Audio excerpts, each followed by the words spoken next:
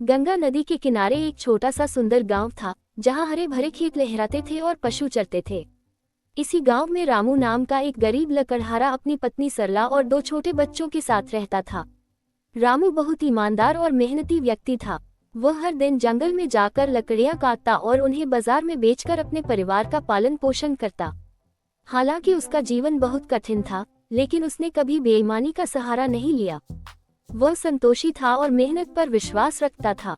उसकी कुल्हाड़ी ही उसकी सबसे बड़ी पूंजी थी। ये कुल्हाड़ी पुरानी हो चुकी थी, लेकिन रामू की रोजी रोटी का एकमात्र साधन थी। एक दिन रामू हमेशा की तरह जंगल में लकड़ियां काटने गया। वह एक बड़े और मजबूत पेड़ को काटने के लिए तैयार हुआ। जैसे ही उसने कुल्हाड़ी से वार किया, अचानक उसका हाथ फिसल गया और कुल्हाड़ी छूटकर पास की गहरी नदी में जा गिरी। रामू के चेहरे पर चिंता की लकीरें उभर आईं। उसने नदी में झांका, लेकिन कुल्हाड़ी पानी में डूब चुकी थी। वह बहुत घबरा गया क्योंकि उसके पास दूसरी कुल्हाड़ी खरीदने के लिए पैसे नहीं थे। रामू निराश होकर नदी के किनारे बैठ गया और सोचने लगा, अब मैं क्या करूं? मेरी कुल्हाड़ी के बिना मेरा परिवार भूखा मर जाएगा। उसकी आंखों से आंसू बहने लगे। रामू की ईमानदारी की परीक्षा लेने के लिए उसी समय नदी में हलचल हुई और एक सुंदर जलपरी प्रकट हुई। जलपरी ने मुस्कुराते हुए पूछा, लकड़हारे, तुम इतने दुखी क्यों हो? रामू ने आदरपूर्वक उत्तर दिया, मेरी कुल्हाड़ी इस नदी में गिर गई है। यह मेरी आजीविका का एकमात्र साधन थी। अब मैं अपने परिवार का पेट कैसे भरूंगा? जलपरी उसकी ईमानदारी को परखना चाहती थी। उसने नदी में गोता लगाया और सोने की एक चमचमाती कुल्हाड़ी लेकर ऊपर आई। उसने रामू से पूछा, क्या ये तुम्हारी कुल्हाड़ी है? रामू ने कुल्हाड़ी को ध्यान से देखा। वह बहुत सुंदर थी, लेकिन वह उसकी नहीं थी। उसने ईमानदारी से उत्तर दिया, नहीं, यह मेरी कुल्हाड़ी नहीं है। मेरी कुल्हाड़ी लोहे की थी। जलपरी मुस्कुराए और फिर से गोता लगाकर चांदी की कुल्हाड़ी निकाली। उसने पूछा, क्या ये तुम्हारी कुल्हाड़ी है? रामू ने फिर मना कर दिया, नहीं, मेरी कुल्हाड़ी तो लोहे की थी। अंत में जलपरी ने तीसरी बार गोता लगाया और एक साधारण लोहे की कुल्हाड़ी लेकर ऊपर आई। उसे देखते ही रामू खुशी से बोला, हाँ, यही मेरी कुल्हाड़ी है। जलपरी उसकी ईमानदारी से बहुत प्रसन्न हुई।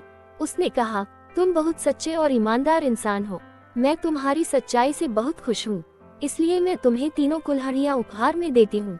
रामू आश्चर्यचकित रह गया। उसने विनम्रता से कहा, लेकिन मुझे तो सिर्फ मेरी कुल्हाड़ी चाहिए थी। जलपरी हंसकर बोली, सच्चे और ईमानदार लोगों को उनका हक से ज्यादा ही मिलता है।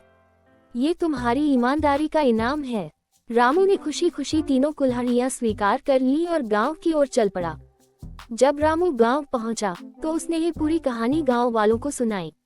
सभी उसकी ईमानदारी की प्रशंसा करने लगे। ये खबर पूरे गांव में फैल गई। कुछ लोगों ने सोचा, अगर हम भी कुल्हाड़ी गिराकर झूठ बोलेंगे, तो हमें भी सोने और चांदी की कुल्हाड़ी मिल जाएगी। अगले ही दिन गांव का एक लालची आदमी हरिया, जो बेईमानी और चालाकी के लिए मशहूर था, नदी के किनारे पहुंचा। उसने जानबूझकर अपनी कुल्हाड़ी पानी में फेंक दी और रोने का नाटक करने लगा। जलपरी फिर से प्रकट हुई और उसने पूछा, तुम क्यों रो रहे हो? हरिया बोला, मेरी कुल्हाड़ी नदी में गिर गई है। जलपरी ने गोता लगाया और सोने की कुल्हाड़ी लेकर आई। उसने पूछा, क्या ये तुम्हारी कुल्हाड़ी है?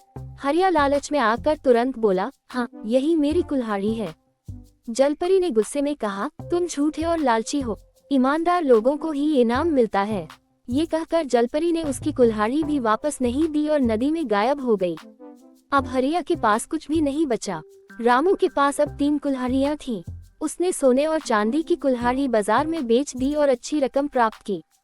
उसने नया घर बनवाया, अपने बच्चों को अच्छे स्कूल में दाखिला दिलाया और गांव के गरीब लोगों की भी मदद करने लगा।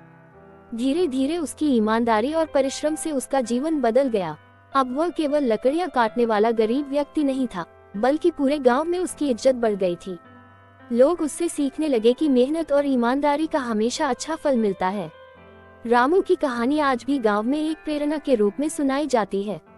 गांव के लोग अब ईमानदारी को सबसे बड़ा गुण मानते हैं और अपने बच्चों को भी यही सिखाते हैं कि सच्चाई का रास्ता हमेशा सफलता की ओर ले जाता है।